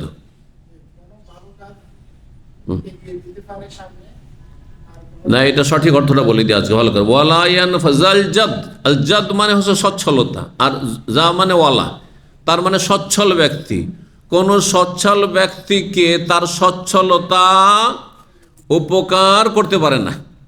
আপনার টাকা আছে, ধন দৌলত আছে, সেই জন্য আপনি মনে করছেন এর দ্বারা লাভবান হয়ে যাব, আল্লাহর আযাব থেকে রক্ষা করতে পারে না, আল্লাহর ইচ্ছার বিরুদ্ধে কিছু করতে পারে না। আল্লাহ যদি না চান যে আপনি ধন সম্পদ দিয়ে উপকৃত হবেন, আপনার সচ্ছলতা দিয়ে উপকৃত হবেন, তাহলে পারবেন না আপনি। ওয়ালা ইয়ানফাউ যাল জাদ্দি মানে জাল গিনা। কোন সচ্ছল ব্যক্তিকে তার সচ্ছলতা মিনকা, হে আল্লাহ, তোমার কবল থেকে, তোমার আযাব থেকে রক্ষা করার ক্ষেত্রে উপকার করতে পারেন না। ধন সম্পদই আল্লাহর আযাব থেকে বাঁচতে পারবেন না যদি আল্লাহর প্রতি ঈমানদার না হন এবং ভালো আমল না করেন। জি, 19 নম্বর অধ্যায় বলছেন বাবু কওলিল্লাহি তাবারাক ওয়া তাআলা। এই অধ্যায় হচ্ছে মহান আল্লাহ তাবারাক ওয়া তাআলার এই বাণীর তাৎপর্য সম্পর্কে। আল্লাহ সূরা তওবার আয়াত 103 বলছেন, ওয়াসাল্লি আলাইহি, নবী সাল্লাল্লাহু আলাইহি সাল্লামের কাছে সাহাবায়ে কেরামদেরকে হুকুম ছিল, যারা মুসলিম তাদের হুকুম ছিল যে নবীর কাছে গিয়ে যাকাত জমা করবে। যাকাত আদায় করবে কাকে? নবী সাল্লাল্লাহু আলাইহি সাল্লামের কাছে গিয়ে যাকাত আদায় করবে। কারণ নবী সাল্লাল্লাহু আলাইহি সাল্লাম রাষ্ট্রপ্রধান ছিলেন। রাষ্ট্রপ্রধান যদি বিশ্বস্ত হন, আমানতদার হন, খলিফাতুল মুসলিমিন, এবং ইসলামী আইনের বাস্তবায়ন করেন, শর্ত এই নয় যে মানব রচিত বিধান দিয়ে দেশ চালাবে আর বলবে যে তোমরা জাকাত দাও, এটা চলবে না। কথা বলছেন না? যেমন আজকাল হচ্ছে সাধারণত যে এদিকে পশ্চিমা আইন দিয়ে দেশ চালাবেন, শতকরা 90 জন মুসলিম যেখানে সেই দেশে, আর বললাম যে তোমরা দেশবাসী সব জাকাত জমা করো রাষ্ট্রপতির কাছে, প্রধানমন্ত্রীর কাছে, এটা চলবে না। বুঝতে পারছেন না? জি। তো খলিফা বা রাষ্ট্রনায়ক, রাজা হোক, বাদশাহ হোক, অথবা প্রধানমন্ত্রী হোক, রাষ্ট্রপতি হোক, দেশের জনগণকে বলতে পারবে তোমরা জাকাত জমা করো, আমানতের সাথে তা বিতরণ করা হবে, যারা হকদার দেশে তাদের মাঝে বিতরণ করা হবে, কিন্তু তার জন্য শর্ত সে রাষ্ট্র পরিচালনা হবে ইসলামের আলোকে, কোরআনের আইন দিয়ে, জি, মানুষের আইন দিয়ে নয়। তো রসুল্লাহ সাল্লাল্লাহু আলাইহি ওয়াসাল্লামকে নির্দেশ ছিল, আল্লাহ কোরআনে বলছেন, তার আগের অংশটুকু বলি, খুয মিন আমওয়ালিহিম সাদাকা। আল্লাহ বলছে, হে নবী, তুমি মুসলিমদের ধন সম্পদ থেকে জাকাত গ্রহণ করো। সাদাকা মানে এখানে জাকাত, সাদাকা জাকাতকেও বলা হয়। আমরা বাংলায় বা উর্দুতে সাধারণত নফল দান খায়রাতকে সাদকা বলি, আর জাকাত ফরজটাকে বলি, কিন্তু জাকাত ফরজকে বলে, আর সাদকাও আবার ফরজ, জাকাতকেও সাদাকা কোরআন ভাষায় বলা হয়েছে। জাকাত বন্টনের ক্ষেত্রে 8 শ্রেণীর মানুষকে আল্লাহ জাকাত দিতে বলেছেন সূরা তবার আয়াত নম্বর 60-এ। সেখানে বলছে ইন্নামা সাদাকাতু লিল ফুকারা, জাকাত হচ্ছে ফকিরের জন্য, মিসকিনের জন্য, অমুকের জন্য, অমুকের জন্য, অমুকের জন্য। তো সাদাকা আল্লাহ বলেছে, সাদাকা মানে জাকাত। কিন্তু জি, তো কি বলছিলাম, আল্লাহ বলছেন খুয মিন আমওয়ালিহিম সাদাকা, হে নবী তুমি মুসলিমদের ধন সম্পদ থেকে জাকাত গ্রহণ করো। জাকাত নিলে বা জাকাত দিলে কি হবে? জাকাত যদি আদায় করেন তাহলে তার লাভ আল্লাহ বলছেন তুতাহিরুহুম ওয়া তুযাক্কিহিম বিহা, এর মাধ্যমে তাদেরকে পাক পবিত্র করবেন আপনি, পাক পবিত্র করে হারাম জীবনযাপন থেকে, হারাম খাওয়া থেকে, হারাম খাওয়া থেকে। আর জাকাত যদি না দেন, শতকরা কয় টাকা জাকাত লাগে? শতকরা 2.5 টাকা। তাহলে 2.5 টাকা কিন্তু আপনার আমার নয়, সেই টাকাটা আল্লাহর, সবই আল্লাহর, কিন্তু সেই টাকাটা আল্লাহ আমাদের কাছ থেকে নিয়ে গরিব মিসকিন অভাবীকে দিতে বলেছেন, বুঝছেন না? 2.5 টাকা তাহলে গরিব মিসকিনের, এটা বলি বেশি ভালো। আল্লাহ তাদের হক ফরজ করেছেন। আর 97.5 টাকা আমার, 97.5 টাকা আমার। এই 97.5 যদি 2.5 টাকা মিক্স করে দিই, আর যদি জাকাত যদি আদায় না করি, তাহলে যেমন আপনার 1 গ্লাস পানিতে যদি 10 ফোঁটা পেশাব দিয়ে দেন, কি হবে? আর ওই পানি খাবেন? গোটা পানিটাই আপনার কি হয়ে গেল? নাপাক হয়ে গেল, নোংরা হয়ে গেল, ঠিক না? ঠিক তেমনি আপনার 97.5 টাকাতে 2.5 টাকার হারাম ঢোকার কারণে, জাকাত না দেওয়ার কারণে সব রিজিক আপনার হারাম হয়ে গেল, সব রিজিক হারাম হয়ে গেল। আপনার জীবনটা খবিস জীবন, নোংরা জীবন হয়ে গেল, আপনার মাল আপনার খবিস হয়ে গেল। কথা বুঝতে পেরেছেন? আল্লাহ যেন বলছে তুতাহিরুহুম, তাদেরকে পাক পবিত্র করবে এই জাকাতের মাধ্যমে, ওয়া তুযাক্কিহিম বিহা, আর এই জাকাত দেওয়ার মাধ্যমে তাদের আত্মার পরিশুদ্ধি করবে, তাজকিয়া নফস করবে। তাহলে পাক পবিত্রতা 2 রকম, একটা হচ্ছে ধন সম্পদের পাক পবিত্রতা, আর একটা হচ্ছে অন্তরের পাক পবিত্র। ধন সম্পদকে হালাল করবে, হালালটাকে ছাঁটাই করে হারাম থেকে, জাকাতটাকে মিশালেন না, এর মাধ্যমে তাহারাত হইল, এর মাধ্যমে আপনার ধন সম্পদ পাক পবিত্র হইল, রিজিক হালাল হইল। আর যখন দান সাদকা করলেন আপনি, দেখেন অল্প যারা জাকাত দিচ্ছেন তারা বুঝতে পারছেন না হয়তো, ধরেন আপনার 1000 রিয়াল জাকাত বের হইল, আর 1000 রিয়াল জাকাত স্বতঃস্ফূর্ত দিচ্ছেন। কিন্তু যারা কোটি কোটি টাকার মালিক, তাদের ধরে 1 কোটি রিয়াল ধরে জাকাতই বের হইল, 1 কোটি টাকা জাকাত বের করে দিতে হবে। জি, এমন এমন ব্যবসায়ী আছে আমাদের ভাষাভাষীতে, এমন এমন ধনকূপ আছে যারা জাকাত দিলে কোটি কোটি রিয়াল কেন, তার চাইতে আরো কত বেশি বেরিয়ে যাবে প্রতি বছরে। তখন তাদের টাকা পয়সার পর মায়া এমন হয়ে গেছে যে টাকা পয়সা কামড়িয়ে ধরেছে। জাহান্নামে যাক, ও জাহান্নামে যাবে, কিন্তু এত টাকা দিতে পারছে না, এত টাকা গরিব মিসকিনে দিতে পারছে না, এত টাকা জাকাত বের করতে পারছে না। তখন করে কি, ও 9-6 করে, কিছু এদিকে টানে বামে কিছু দান সাদকা করে দিল, আর বলে যে আরে জাকাত কত দিচ্ছি আমি, দিল হয়তো 5,000 10,000 খরচ করলো, আর বললো যে আমার কোটি কোটি টাকা চাই, তো গোটা বছর দিতেই আছি আমি। এইভাবে জাকাত হয় না, এই পয়সাওয়ালাদের জাকাত আদি হয় না। হিসাব করে জাকাত, পাই পাই করে হিসাব করে জাকাত দিতে হবে। যেমন কোম্পানিতে ইনভেন্টরি হয়, যারা বুঝেন, বিদেশে যারা কাজ করে, প্রতি বছরে একটা মাল সামানের হিসাব হয়, কতটা ঢুকেছে, কতটা আছে, কতটা সেল হয়েছে, বুঝছেন না? ঠিক ওইভাবে হিসাব করে দিতে হবে যে গত 1 বছরের মধ্যে কত টাকা আমার থেকে শুরু হয়েছে, আর এখন কত টাকা আছে, কম হোক আর বেশি হোক, মাঝখানে নেশাবেই ছিল, বছরের শেষখানে যত টাকা আছে তাতে জাকাত দিয়ে 1 বছরের জন্য মুক্ত হয়ে যেতে হবে। এর মাধ্যমে আত্মার পরিশুদ্ধি হবে, মনটা পাক পবিত্র হবে। একটা জিনিসের অনুভূতি নিশ্চয় আছে, আপনারা দান সাদকা যেহেতু করেন, মানুষের উপকার করেন, যত বেশি মানুষকে দেবেন তত বেশি মনটা কি হবে, বড় হবে, স্বস্তি পাবে। হ্যাঁ, খোলা মনের হবেন, আপনি মনে একটা শান্তি ফিল করবেন। আমি তো মনে করি যে যারা টাকা পয়সা দান সাদকা নেয় তারা যতটা শান্তি পায়, তার চেয়ে বেশি যে দান করে সে বেশি শান্তি পায়, আল্লাহ সে বেশি শান্তি পায়। আমার এই অনুভূতি আছে যে আমি দান করে যে শান্তিটা পাই, যে আমার কাছ থেকে নিল সে হয়তো অতটুকু শান্তি পাচ্ছে কিনা, ওর চাইতে বেশি আমি শান্তি পাচ্ছি, যে আমি একটা অসহায় গরিব এতিম বিধবা দরিদ্র আমি সাহায্য করতে পারলাম, পাশে দাঁড়াইতে পারলাম, বুঝছেন না? এর মাধ্যমে কি আত্মার পরিশুদ্ধি, মনটা পাক পবিত্র হয়, মন বড় হয়। দেখেন, যে খরচ করে তার মন বড় হয়, যে খরচ করে না তার মনটা ছোট হইতে হইতে হইতে সংকুচিত হইতে এমন হয়ে যায়, মনে হচ্ছে 1টা টাকা বের করতে হলে মানে গলা টিপা ধরে নিল, গলা টিপা ধরে নিয়েছে। কথা বুঝতে পেরেছেন? এই হয় অবস্থাটা। এই জন্য কৃপণ লোক পয়সা বের করতে পারে না, পয়সা বের করতে পারে না। আল্লাহ রাব্বুল আলামিন এই নোংরা চরিত্র, ওই নিকৃষ্ট চরিত্র, কৃপণতা থেকে আল্লাহ আমাদেরকে যেন মুক্ত রাখেন, আমাদের মনকে যেন আল্লাহ বড় করার তৌফিক দান করেন, আমাদের আত্মার যেন পরিশুদ্ধি করেন, আল্লাহ আমাদের নফসকে পাক পবিত্র করার তৌফিক দান করেন, আমাদের শরীরকে পাক পবিত্র করার তৌফিক দান করেন, আমাদের ধন সম্পদকে পাক পবিত্র রাখার তৌফিক দান করেন। আল্লাহ আমাদেরকে হালাল রিজিক দান করেন, হালাল রিজিকে বরকত দান করেন, হারাম থেকে বেঁচে থাকার তৌফিক দান করেন। দেখেন, মন বড় হয় জাকাত দেওয়াতে, যেমন তেমনি মন বড় হয়, প্রশস্ত হয় নাফাকা ওয়াজেব বা ফরজ ওয়াজেব খরচ খরচা, বাপ মায়ের জন্য খরচা করা, স্ত্রীর জন্য খরচা করা, সেটা লিমিটের মধ্যে মধ্যম পন্থা অবলম্বন করে, ছেলে মেয়েদের জন্য জরুরি খরচা করা, এর মাধ্যমে মন বড় হয়। তারপরে ভাই বোনদের জন্য খরচ করা, তারপরে সুন্নত নফল খরচ রয়েছে। শুধু এই নয় যে ফরজটাই শুধু আদায় করব। আজকাল এক শ্রেণীর মানুষ মনে করেছে যে আমার খরচ ভরণ পোষণ ফরজ শুধু স্ত্রীর আর আমার ছেলে মেয়ে, ব্যাস। না না, আপনাকে দেখতে হবে যে আরো এর ছাড়াও হক রয়েছে, হয় ফরজের স্তর আরো বাকি আছে, আর না হলে ফরজ না থাকলে সুন্নত নফল অবশ্যই অনেক বাকি আছে। একজন লোক জোহরের নামাজের আগেও সুন্নত পড়ে, জোহরের পরেও সুন্নত পড়ে, আর তারপরে ফরজটা পড়ে, তার নামাজের কোয়ালিটি কত সুন্দর।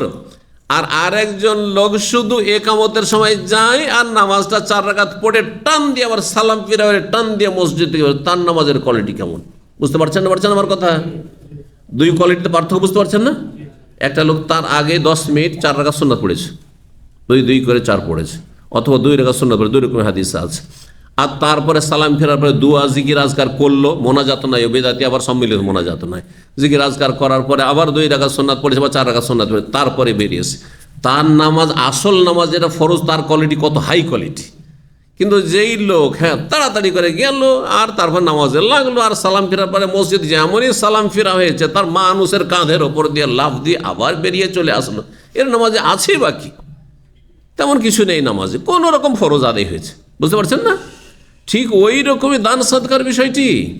জাকাত ফরজ দেওয়ার পরে আপনার স্ত্রীর খরচ চালিয়ে, আপনার ছেলেমেয়ের খরচ চালিয়ে, যখন আপনি আত্মীয় স্বজন, ভাই বেরাদর, অসহায় গরিব দরিদ্র, সুন্নত নফল সব ইবাদত সুন্নত নফল আছে। খালি নামাজের সুন্নত নফলটা জেনেছেন, আপনার জাকাতের সুন্নত নফল জানতে হবে না, দান সদকা জানতে হবে না, রোজার সুন্নত নফল জানতে হবে না, রোজা নেই, রমজান রোজার পর রোজা নেই, আগে পরে অবশ্যই আছে। ঠিক করে প্রত্যেক ইবাদতে ফরজও আছে আর সুন্নত নফল আছে। যে যত বেশি সুন্নত নফল করবে ফরজের পরে, সে তত বেশি অগ্রগামী অসাবেকুন আসাবেকুন উলাইকাল মুকাররাবুন, আল্লাহর নৈকট্য প্রাপ্ত বান্দা হতে পারবে। আল্লাহ যেন আমাদের তৌফিক দান করেন। তো আল্লাহ বলছেন তুমি কি করবে দান সাদকার মাধ্যমে? তাদের কাছ থেকে যে যাকাত নেবে, নিয়ে তাদেরকে পাক পবিত্র করবে। ইন্না সলাতাকা সাকানুল লাহুম ওয়া সাল্লি আলাইহিম। হ্যাঁ, এই কথাটি রয়েছে। যখন যাকাত তারা দিয়ে যাবে তখন তাদেরকে দোয়া দিও। আল্লাহ কি বলছেন নবীকে? তাদেরকে দোয়া দিও। কেন? তোমার না দোয়াতে ইন্না সলাতাকা সাকানুল লাহুম, তাদের মনের প্রশান্তি পাবে। তারা নবীর দোয়া পেয়েছে সাল্লাল্লাহু আলাইহি ওয়াসাল্লাম। আজকাল নবী নেই আমাদের মাঝে, কিন্তু একজন আলেম, একজন ধার্মিক, একজন ভালো মানুষ যদি দোয়া দেয়, দোয়াতে শান্তি হয় না? আর একজন গরিব মানুষকে যখন দান করছেন আপনি, আর সে যদি দোয়া দেয় আল্লাহ আপনার ভালো করুন, আল্লাহ আপনার রুজি বরকত দান, আল্লাহ আপনার হায়াত বৃদ্ধি করুন, আল্লাহ আপনাকে সুস্থ রাখুন, মনটাই শান্তি পান না আপনি? হ্যাঁ। তো সাধারণ একজনের দোয়াতে যদি এতটা শান্তি আপনি পান, তো প্রিয় নবী সাল্লাল্লাহু আলাইহি ওয়াসাল্লাম সাইয়্যিদুল মুরসালিন, সবচেয়ে শ্রেষ্ঠ মানুষ, তার দোয়াতে যে কত শান্তি ছিল। এই জন্য আল্লাহ বলছেন যে তোমার দোয়াতে শান্তি রয়েছে, তুমি তাদেরকে দোয়া দেবে। এই জন্য নবী সাল্লাল্লাহু আলাইহি ওয়াসাল্লামের কাছে কেউ যাকাত নিয়ে আসলে তাদেরকে দোয়া দিতেন, নেক দোয়া দিতেন। তারপরে বলছেন অমান খাসসা আখাহু বিদুআয়ে দুনা নাফসি, আর কোন ব্যক্তি যদি নিজের জন্য দোয়া না করে অন্যের জন্য শুধু দোয়া করে, তো জায়েজ কিনা? জায়েজ না? না জায়েজ? আমি যদি বলি হ্যাঁ নিজের জন্য দোয়া করলাম না, এই সময় বললাম যে আল্লাহ আপনার ভালো করুক, চলবে না? চলবে না? না, আগে বলতে আল্লাহ আমারও ভালো করুক, আপনারও ভালো করুক। হ্যাঁ, বলতেই হবে? বলতে হবে না, কিন্তু ভালো দোয়া, অধিকাংশ দোয়াগুলিতে কোরআনে দেখবেন, লক্ষ্য করে কোরআনে দোয়া, আর কোরআনি দোয়া থেকে আমাদেরকে আসল শিক্ষা নিতে হবে। প্রথম শিক্ষা নিতে হবে আগে নিজের জন্য দোয়া, আর তারপরে অন্যের জন্য দোয়া। কিন্তু বুঝছেন না? জি, আগে নিজের জন্য, তারপরে অন্যের জন্য। বেশিরভাগ দোয়াতে পাবেন আপনি, যেমন রব্বানা গফিরলি ওয়া লিওয়ালিদাইয়া ওয়া লিল মুমিনিনা ইয়াওমা ইয়াকুমুল হিসাব। দোয়া তো পড়লাম, কি অর্থ করে? রব্বানা গফির, কার মুখস্থ আছে দোয়া? মুখস্থ আছে অর্থ? রব্বানা গফিরলি, আল্লাহ আমাকে ক্ষমা করো, আগে আমি, আল্লাহ আমাকে মাফ করো। ওয়া লিওয়ালিদাইয়া, আমার মাতা পিতাকে মাফ করো, ক্ষমা করো। ওয়ালিল মুমিনিনা, এবং মুমিন মুসলিমদেরকে আল্লাহ ক্ষমা করো। আরেকটি দোয়া রব্বানা, সূরা হাশরের, রব্বানা গফির লানা ওয়া লিইখওয়ানিনা আল্লাযীনা সাবাকুনা বিল ঈমান। রব্বানা গফির লানা, আল্লাহ আমাদেরকে ক্ষমা করো, তারপরে আমাদের ভাইদেরকে মাফ করো যারা আমাদের পূর্বে ঈমানের অবস্থায় দুনিয়া থেকে চলে গেছে। তাহলে ওদের জন্য পরে, আগে নিজের জন্য। কারণ আপনি বেশি মুখাপেক্ষী আপনার আমলের, বুঝতে পারছেন? এটা হচ্ছে দোয়ার একটি শিষ্টাচার, আদব, যে নিজেকেও সামিল করবেন। কিন্তু কখনো কখনো যদি নিজেকে বাদ দিয়ে অন্যের জন্য শুধু দোয়া করেন, তাও প্রমাণিত, কোনো অসুবিধা নেই। আবু মুসা আশআরী রাদিয়াল্লাহু তাআলা বলছেন কালান নবী সাল্লাল্লাহু আলাইহি ওয়াসাল্লাম, একবার নবী সাল্লাল্লাহু আলাইহি ওয়াসাল্লাম বলেন আল্লাহুম্মা গফির লি ওবাইদ আবি আমের, আল্লাহ ওবায়দ, আবু আমের ওবায়দ নামক ব্যক্তিকে তুমি ক্ষমা করো। নবী সাল্লাল্লাহু আলাইহি ওয়াসাল্লাম নিজের জন্য ক্ষমা চাননি, কার জন্য চেয়েছেন? শুধু ওবায়দের জন্য চেয়েছেন। আল্লাহুম্মা গফির লি আব্দুল্লাহ বিন কাইস, তারপরে আব্দুল্লাহ বিন কাইস আবু মুসা আশআরীর জন্য দোয়া করেছেন। আবু মুসা আশআরীর নাম ছিল আব্দুল্লাহ বিন কাইস। আল্লাহুম্মা গফির লি আব্দুল্লাহ বিন কাইস যামবাহু, আব্দুল্লাহ বিন কাইসের গুনাহগুলি তুমি মাফ করে দাও। তাহলে অন্যের জন্য নবী সাল্লাল্লাহু আলাইহি ওয়াসাল্লাম দোয়া এভাবে করেছেন। 6331 নম্বর হাদিস বর্ণনা করছেন সালমা ইবনে আকওয়া রাদিয়াল্লাহু তাআলা আনহু। খারাজানা মা নবী সাল্লাল্লাহু আলাইহি ওয়াসাল্লাম ইলা খাইবার, বলছেন আমরা নবী সাল্লাল্লাহু আলাইহি ওয়াসাল্লামের সাথে খাইবারের যুদ্ধে গিয়েছিলাম। জনৈক ব্যক্তি বলল, ফাকালা রাজুল মিনাল কওম, লোকজন একসাথে ছিল, সব জিহাদে গেছেন খাইবারে। 7ম হিজরিতে জিহাদ হয়েছিল। খাইবার মদিনা থেকে 170 কিলোমিটার দূরে। জি, খাইবার কে দেখেছেন? খাইবার কেউ গেছেন? দেখজন।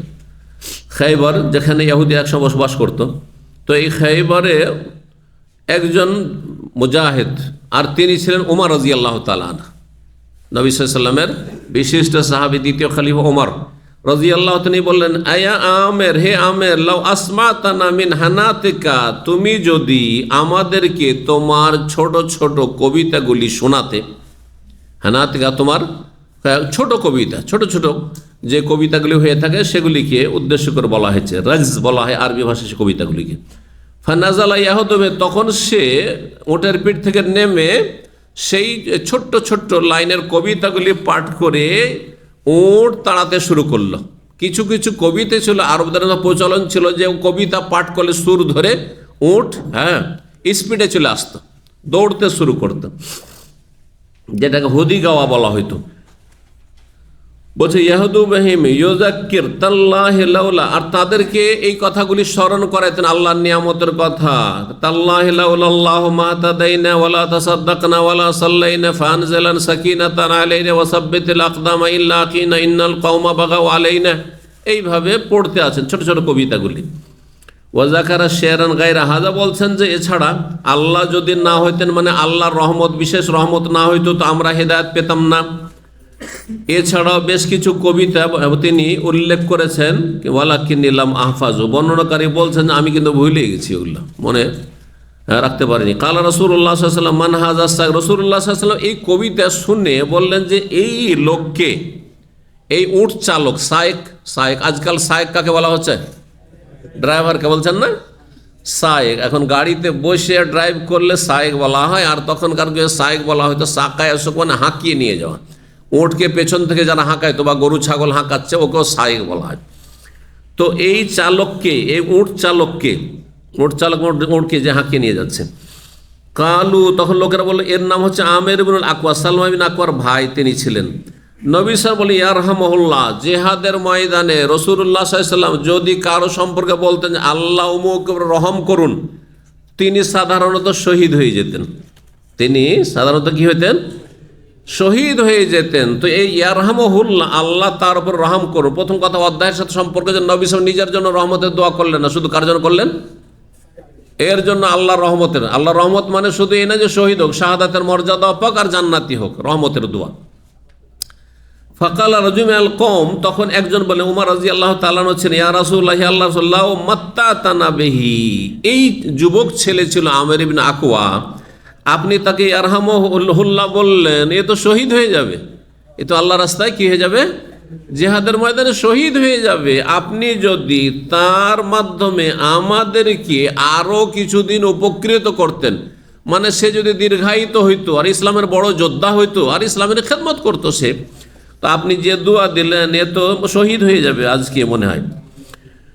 তো বলছেন ফালামা সাফাল কওম, আর যখন লোকেরা সারিবদ্ধ হলো যুদ্ধ করার জন্য কাফেরদের সাথে, কাতালুহুম, তাদের সাথে লড়াই করলো, ফাউসিবা আমিরুন বিকায়মাতি সাইফি নাফসিহি, এই আমির রাদিয়াল্লাহু তাআলা আনহুর তরবারিটা একটু ছোট ছিল, সেই তরবারিটা কাফের আঘাত করতে গিয়ে নিজের পায়ে লেগে যায়, নিজের শরীরেই আঘাত করে ফেলেন অনিচ্ছাকৃত, এবং তাতে আহত হয়ে তিনি মারা যান। ফামাতা, দেখেন আল্লাহর রাস্তায় গিয়ে মারা যাচ্ছেন, তবু শহীদ বলছেন না। জেহাদের ময়দানে না, জেহাদের ময়দানে কাফেরকে মারতে গিয়ে শহীদ হচ্ছেন, কিন্তু হাদিসে শহীদ বলা হচ্ছে না।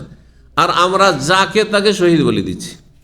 অমুসলিমও শহীদ, নাস্তিকও শহীদ, বেনামাজিও শহীদ, বেদিনও শহীদ, আর মুশরিক মাজার পূজারিও শহীদ। কথা বুঝতে পারছেন না? সবাই শহীদ। না না, এই শহীদের সার্টিফিকেট কার পক্ষ থেকে? আল্লাহর পক্ষ থেকে। ওহির রাস্তা যেহেতু খোলা নাই, নবী চলে গেছেন, সুতরাং কাউকে নিশ্চিত শহীদ বলা জায়েজ নয়। তবে কি করবেন? ভালো মানুষ, অবশ্যই ভালো মানুষ অনেক সময় মারা যাচ্ছে, নিরীহ মানুষ মারা যাচ্ছে, জানছেন সে নামাজি লোক, সে ধার্মিক, সে দেশকে ভালোবাসতো, সে জাতিকে ভালোবাসতো, মুসলিম ভাইদেরকে ভালোবাসতো, মুসলিম জাতির উন্নতি ভালোবাসতো, সুতরাং বলবেন আল্লাহর কাছে দোয়া করে আল্লাহ যেন তার শাহাদাত কবুল করেন, আল্লাহ যেন তাকে শহীদের মর্যাদা দেন, এই কথা বলবেন। কিন্তু আপনি সার্টিফিকেট দেন আল্লাহকে। কারণ আমি ইসলামিক সেন্টারে বসে যদি আমি দাম্মাম ইউনিভার্সিটির সার্টিফিকেট দিতে লাগি, পিএইচডির সার্টিফিকেট, চলবে? এই সার্টিফিকেট নাম কি? আমি এখানে যদি সার্টিফিকেট ইস্যু করি, ইউনিভার্সিটির গ্রাজুয়েশনের সার্টিফিকেট, ওই যে সার্টিফিকেটের নাম কি? জাল সার্টিফিকেট, বুঝছেন না? তাহলে যারা ওহি ছাড়া আজকাল যাকে তাকে শহীদ বলছে, এই সার্টিফিকেটের নাম হচ্ছে জাল শহীদ, জাল শহীদ। বুঝতে পারছেন না? খবরদার এরকম দেবেন না, নাজায়েজ কাজ এটি। জি। তো ফালাম আমসা, সন্ধ্যা হলো, যুদ্ধ শেষ হলো খাইবারের, আর প্রচণ্ড খিদা লেগেছে সাহাবায়ে কেরামদেরকে, খাবারের অভাব ছিল। আওকাদু নারান কাসীরা, দেখা যাচ্ছে যে মাঠে পুরো এলাকাতে অনেক আগুন ছড়িয়ে ছিটিয়ে জ্বলছে। ফাকাল রাসূলুল্লাহ সাল্লাল্লাহু আলাইহি ওয়াসাল্লাম বললেন, মা হাযিহিন নার, এইসব আগুন কিসের জন্য জ্বলছে? আলা ইয়াশাইন তুকিদুন, এইসব আগুন কিসে, কি হচ্ছে, কি পাকশাক হচ্ছে? কালু, সাহাবীরা বললেন, আলা হুমরিন ইনসিয়াতিন, গৃহপালিত গাধা জবাই করে সবাই গোস্ত পাকাচ্ছে। গাধার গোস্ত পাকাচ্ছে। গাধা হালাল না হারাম? এক বাক্যে হারাম। কি বলবেন? সর্বসম্মতিক্রমে হারাম, গাধা হারাম। জি, কিন্তু সাহাবাই কেরামদের তখন জানা ছিল না, নতুন নতুন হারাম হচ্ছে। তারা ভেবেছেন যে প্রচণ্ড খিদা লেগেছে আর আমরা পেয়েছি, এগুলো জবাই করে দাও, খাও। নবী সাল্লাল্লাহু আলাইহি ওয়াসাল্লাম বললেন, হারিকু মাফিহা, এই হাঁড়িতে পাতিলে যে গোস্ত পাক হচ্ছে সেটাকে বহিয়ে দাও, ওয়াকসিরু, এমনকি যে পাত্র পাতিল সেটাকেও কি করে দাও, ভেঙে চুরমার করে দাও, যাতে করে হারামের উপরে একটা ঘৃণা হয় যে এই হারাম আমরা পাকিয়ে নিয়েছিলাম, সেজন্য আমাদের হাঁড়ি পাতিলও ভেঙে ফেলতে হয়েছে। কালা রাজুলুন, নবী সাল্লাল্লাহু আলাইহি ওয়াসাল্লাম কি করলেন তাহলে? হুকুম দিলেন যে তোমরা এই গাধার গোস্ত ফেলে দাও আর পাত্রগুলোকে ভেঙে ফেলে দাও। একজন লোক বলে, হে আল্লাহ রাসূল, আলা নহরিকুম ফিহা, আমরা যদি এগুলোকে বহিয়ে দিই, শুধু মানে এই যে ঝোল আছে আর গোস্ত আছে এটাকে ফেলে দিই, আর পাত্রগুলি আমরা ধুয়ে নিয়ে তারপরে ব্যবহার করি, কারণ এগুলো যদি আমরা এখন ভেঙে ফেলি তো ক্ষতিগ্রস্ত হব, কাজে লাগবে।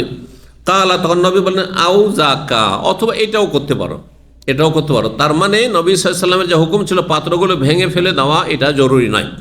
এখন ধরেন এমন যদি পরিস্থিতি হয় যে কেউ আপনার কোনো গ্লাসে মদ খেয়ে নিয়েছে আর সেই গ্লাসটা আপনার দরকার আছে, প্রয়োজন আছে, তাহলে ভাঙা জরুরি নয়। কী করবেন? সেটাকে ভালো করে ধুইয়ে পরিষ্কার করে নেন। যেমন অনেক সময় অমুসলিম দেশে আপনাকে, বা মুসলিম দেশেও তো অমুসলিম খাচ্ছে না, হোটেলে এসে রেস্টুরেন্টে খাই না, প্লেটে খাবার দিচ্ছে, আর ওয়ান টাইম প্লেট নয়, যদিও আলহামদুলিল্লাহ আজকাল হয়তো ওয়ান টাইম শুরু হয়েছে, তো ওয়ান টাইম নয়, সেসব প্লেটে অনেকে খাচ্ছে, অসৎ লোক খাচ্ছে, কাফের খাচ্ছে, কত কি খাচ্ছে হয়তো। তো আপনি সেই প্লেটকে ভালো করে পরিষ্কার করে ধুয়ে নেন আর তারপরে খান, কোনো অসুবিধা নেই। জি, সময় যেহেতু এগিয়ে চলে গেছে, আমরা এখানেই আলোচনা শেষ করি। ইনশাআল্লাহ তাআলা আগামীতে আবার আমরা আলোচনা করব। জাযাকুমুল্লাহ খাইর। সুবহান রাব্বিকা রাব্বিল ইজ্জাতি আম্মা ইয়াসিফুন ওয়া সালামুন আলাল মুরসালিন ওয়াল হামদুলিল্লাহি রাব্বিল